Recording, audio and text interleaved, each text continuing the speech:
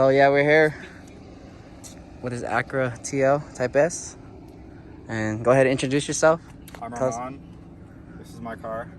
This is my first car I've ever owned. I got it off Craigslist for like $4,400. There's a ton of things wrong with it, but I really wanted the Type S manual because they're pretty rare to come across. Yep. But turns out that whatever 5 drug dealer owners this car had didn't take care of the motor at all. So it had like no compression. It was taking like 30 cranks to start. It started to leave me stranded, and I didn't know why. At first I took it to Honda because of my first car. I just said like, hey, diagnose what's wrong with it and fix it. But they totally missed anything that was wrong with the motor. And so I took it back to them because like, hey, it's still misfiring. You guys didn't fix it. They said it'd be like $2K to take the heads off the block just in labor to see if the block's okay. That would just be diagnosis, wouldn't even fix it. So I said, okay, I'm gonna get a block off eBay. I read on Acura you can J37 swap a TL if you do enough things to it. Yeah. And so we got a J37 A2 out of a 2011 RL that was that's 13,000 miles when I got the motor.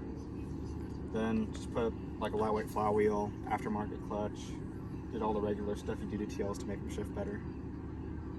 And then it's Honda-ed, got a little Honda tune on it, and that's about it. Cool. So we got done to the exterior. So a bunch of body panels were scuffed up, so we got some fresh ones off of eBay. So like Jesse helped me put on this fender right here, that right rear door over there. So those were busted when I got it, so those were replaced. Hood also had some hail damage, so it was actually cheaper to get like a carbon hood made instead of like get an OEM one that's repainted and all that stuff. It actually ended up being cheaper. I put the shark mask on myself, but I still need to re-epoxy and finish painting the bumper. Then we also got carbon pillars over here. We got the carbon gas cap right here. Then we have the full ducktail trunk on here. I'm waiting on carbon door handles, but that's about it for now until I just get the rest of the car cleaned. So, what do you got done to the interior? So pretty much a few things are scuffed up here, like the gear knob and stuff like that's replaced, handbrake. Other than that, the highlights really the endless RPM seat covers that were custom made. So those literally took like 2 full days to put on because you have to unbolt the whole back seat, and it's kind of a nightmare. But it looks pretty close to factory. Yep. So. Hell yeah. Yep. Thanks for showing us your car. Let's do a startup so we can listen to it.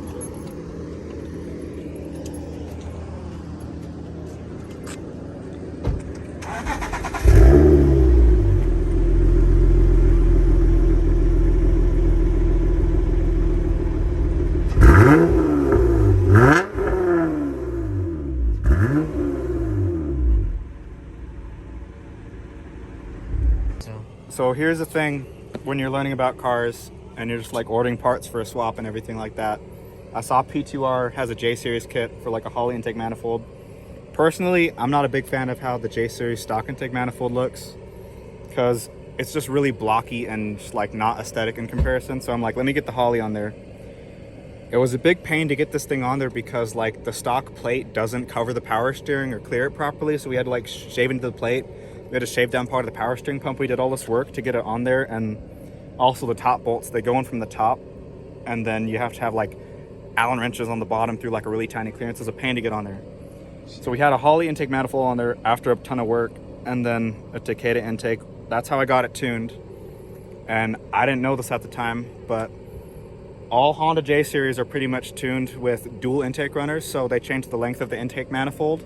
So at lower RPMs, there's like literal shockwaves it sends, just happens aerodynamically, that end up giving you more torque at lower RPM, and then it opens it up to get more flow at high RPM.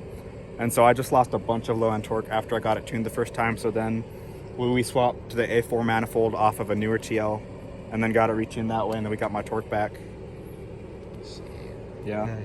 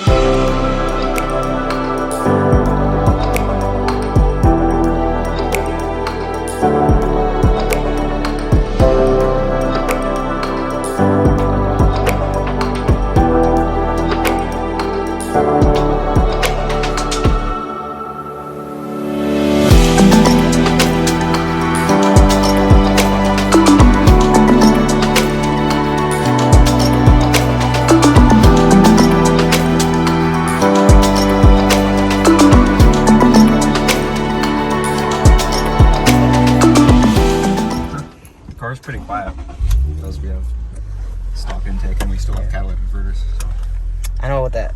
If you get an aftermarket one, that should be a little bit louder. But one of the cats is high flow, but I wanted to pass emissions. I heard like the stock pre-cats that come on these cars, because like the single port exhaust J series, they're just like bolted like right on the head. They get super hot.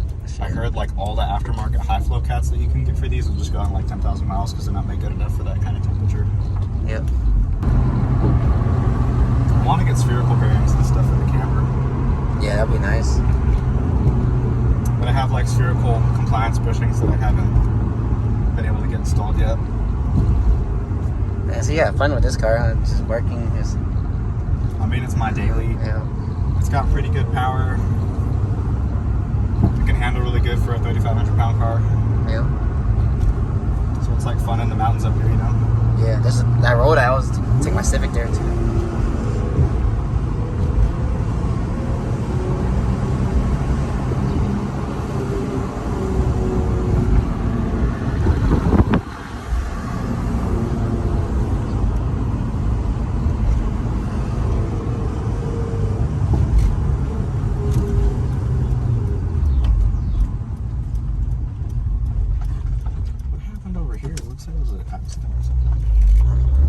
Yeah.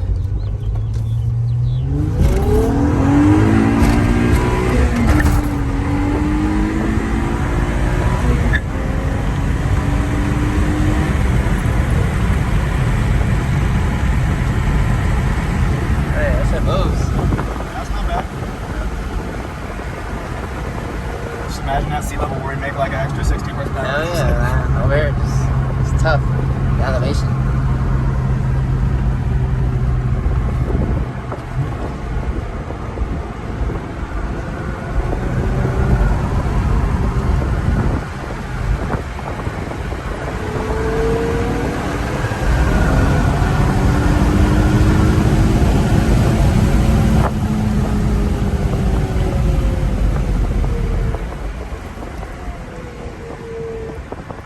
Yeah, lucky the Type S comes with the Brembos. Yeah. A lot of stopping power.